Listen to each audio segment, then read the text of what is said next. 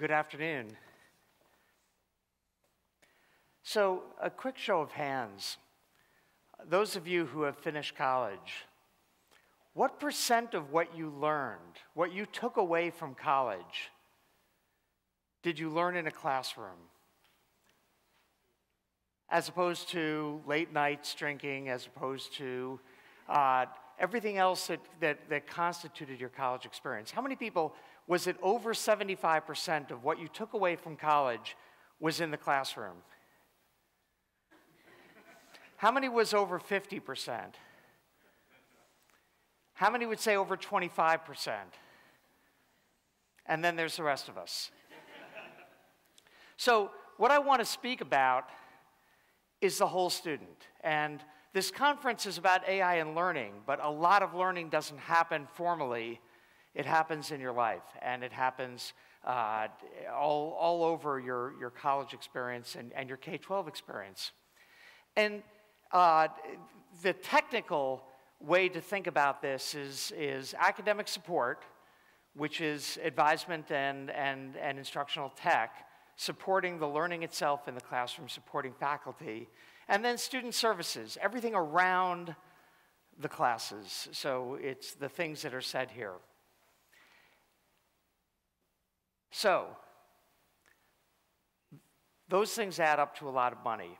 And I just want to switch to a money kind of lens because it's relevant here. If you look at general US universities, and from what I can make out, the numbers are very similar here in Korea, the cost of those academic support and student services are almost the same as the cost of actual learning, as the cost of teaching. And if you look at the most elite research universities in the US, it's the same thing. They spend more on instruction, but they also spend more on support.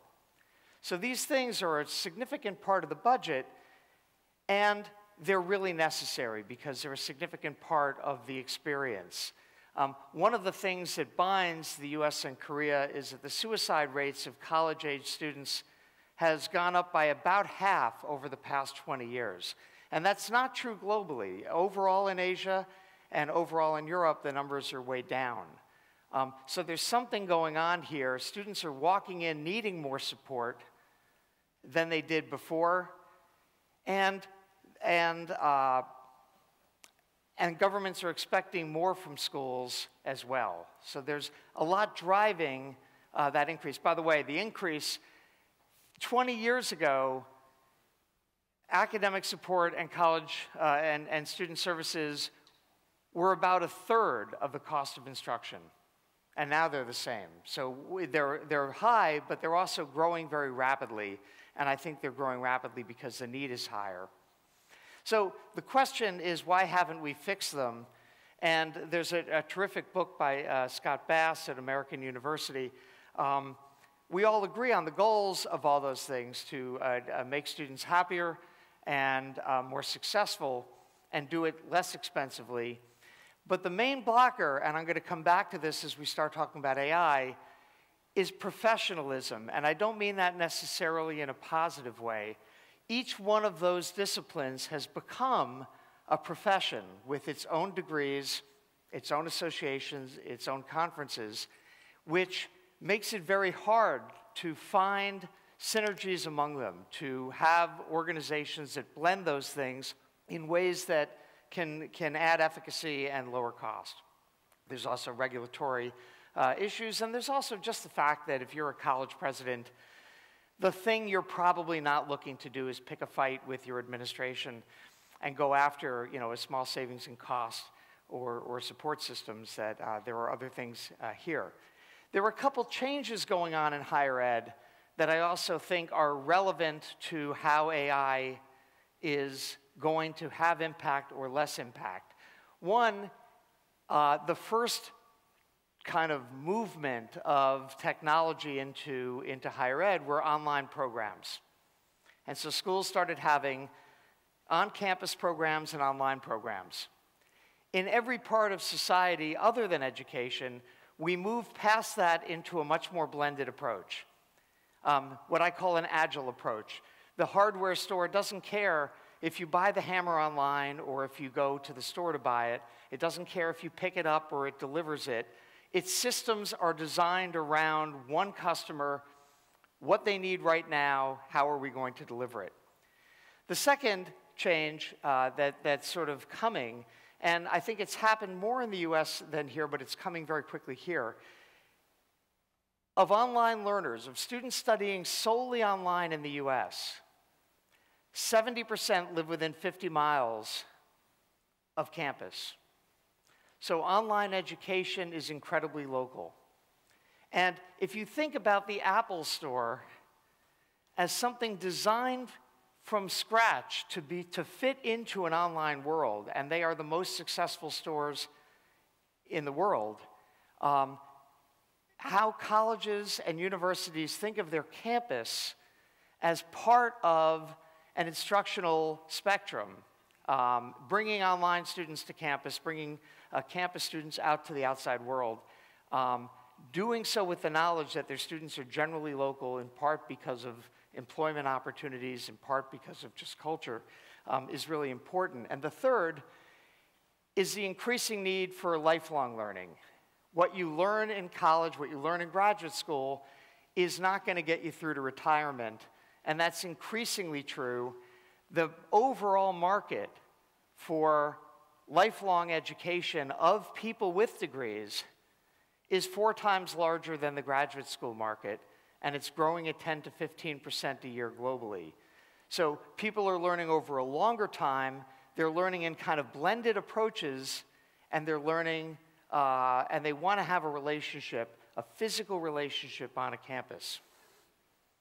So the question is how AI is part of the solution, how we're going to work around the whole student. So first, and this has been discussed a little bit, so I'm not going to push on it, but when you think about AI, it is the last part of a whole story about how you are ingesting data, provisioning it, who gets to see what data, normalizing it, right? The data from one university versus another, they call different things by different names, and we've got to pull it all together so that we can benchmark. And first creating just structured reports, dashboards, and then better reports that minimize the data that's nominal and focus you on the data that's anomalous. And finally, we move to natural language. One other thing that I should just note, as a metaphor that I'm going to come back to, is what's happened in the airline industry. After 9/11, when we started thinking harder about security, we moved to X-ray scanners that were anatomically explicit. And everybody was kind of freaked out. They did not want the TSA guy or the government person seeing them naked. And then they added a layer of AI so that all of the agents just see a cartoon image of a man or a woman with a square around the area of concern. There's something going on there, there's some metal or something, and you should look there. No one has a problem with that. We're still naked, but now we're just naked to the AI, and everybody's good with that, and not to another person. So, the first thing is, what you're going to see is universities moving away from dashboards, and I think you'll see this in industry as well. Dashboards were never very good. They force you to go someplace to look at specific data, and then they hide the data in a sea of other data. What you replace it with is just analytics. I'm a coach, and I get a tweet, or I get a text from my AI saying, this student is having a problem, and you should contact them. So I've processed the data from a range of places. I've come out with an action item. When you click, I can give you all the detail why I'm telling you this, and that's actually a growing area of research in AI, of having the AI explain to you why it is recommending what it recommends or saying what it says. And this is the way to do counseling or to do support. But it's all pretty unimportant compared to what really is happening, which is serving students directly and making the load on administrators much lighter so that they can support students better and less expensively. Especially when students are off campus, they shouldn't need to go to the building. They may not need to talk to anybody. The first thing that blew my mind was learning about Wobot. How many of you know Wobot? Like nobody.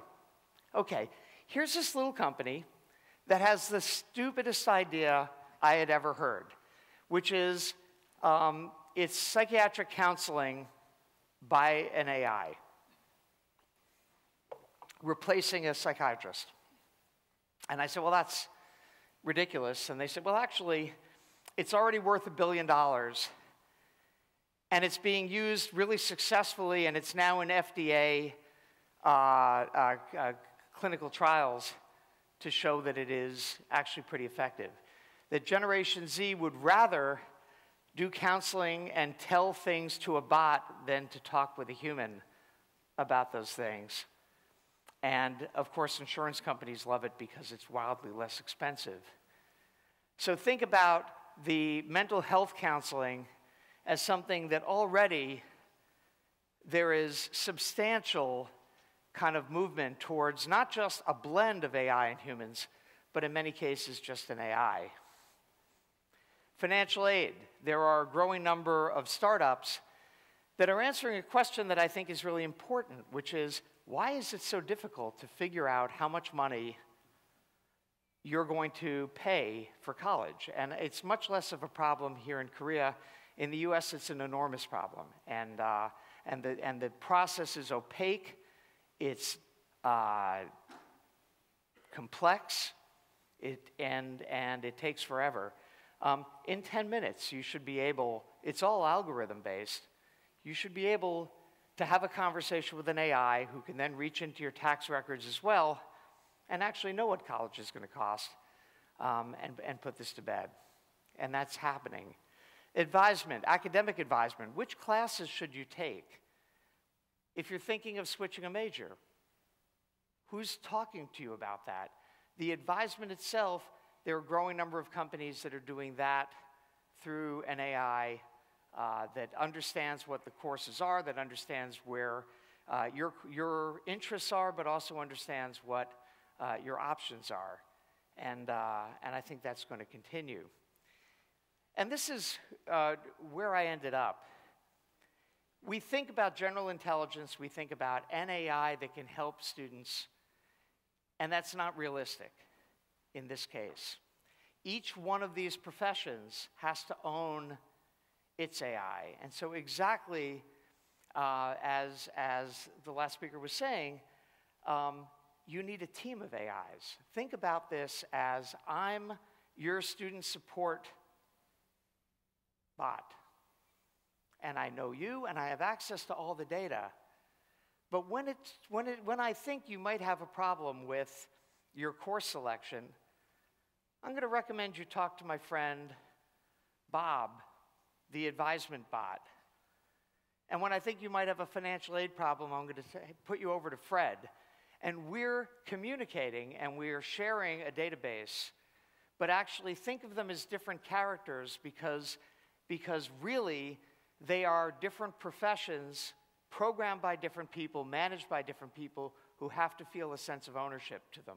So the idea of AIs working together doesn't just have a technological aspect to it, it has a psychological aspect to it in terms of how you address different problems within a complex set of professions. And one thing I'll note is that AI sits with a whole team, what I call tier 1 support, that these people are generalists. They are responsible for students' lives, each one, some number of students, and can solve some problems themselves, the combination of an AI and a person. But then the individual professions, and this goes on for another 5 or 6 boxes, is first line of defense is the AI, second line of defense are the people behind it who are programming it and working with it. And under this structure, I think there's a lot of entrepreneurial activity happening in each one of those boxes. How those come together to actually support students better is, I think, probably a 3 to 4 year kind of ramp in.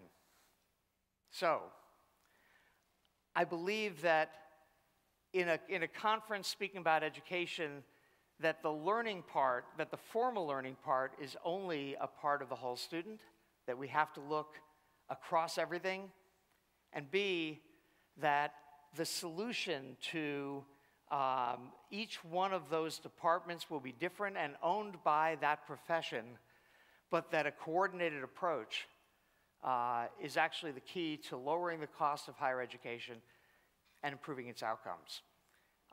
This is not a simple thing to do, but I'm pretty excited about the work that's already being done, and by the need, not just in the US, the need here, the need everywhere. As we educate more people for longer periods of time in their lives, the need is profound to keep that part from driving the cost too high.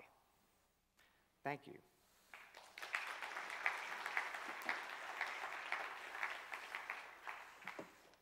When considering AI advancement, it seems that the field of education will undergo significant changes.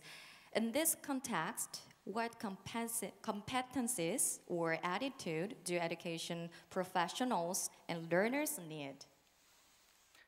I think the starting point is I speak sometimes about the cost of education, which a conference like this rarely does.